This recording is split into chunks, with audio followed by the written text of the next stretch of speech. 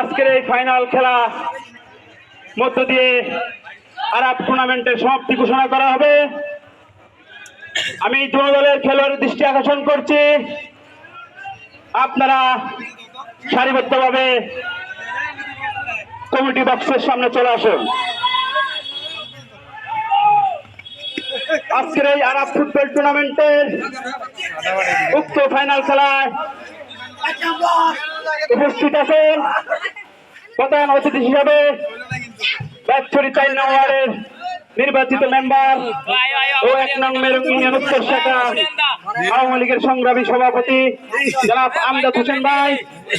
আরো উপস্থিত আছেন দিঘিনালা উপজেলা জাতীয় শ্রমিক লীগের সংগ্রামী সাধারণ সম্পাদক আরেফ, দিঘিনালা উপজেলা স্বেচ্ছাসেবক লীগের সংগ্রামী সহসভাপতি ইব্রাহিম খলিল মাস্টার ও ব্যাটছড়ি সমাজ কমিটি সংগ্রামী সভাপতি মোহাম্মদ শরাফত ভাই ও বাসাবাড়ান থেকে আগত আমার বন্ধুবর মোহাম্মদ আমান আলী। এই টুর্নামেন্টে সর্বমোট 12টা দল অংশগ্রহণ করেন। দীর্ঘ 2 মাসের অপেক্ষায় আজকের এই আরব টুর্নামেন্টের ফাইনাল খেলার মধ্য দিয়ে এই টুর্নামেন্টের সমাপ্তি ঘোষণা করা হবে। 12টা দলকে টপকিয়ে যে 2টি দল ফাইনালে উঠেছিল, আজকে সুবানপুর একাদশ বনাম সুবানপুর ইয়াংস্টার একাদশ।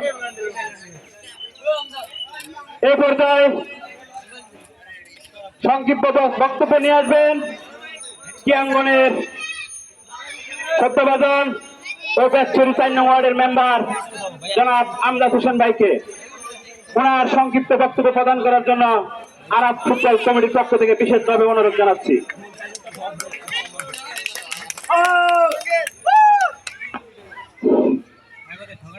আরব ফুটবল টুর্নামেন্ট 2024 আজকের ফাইনাল খেলায় সুবানপুর ইয়ংস্টার বনাম সুবানপুর একাদশের মধ্যকার আজকের ফাইনাল খেলায় বিজিত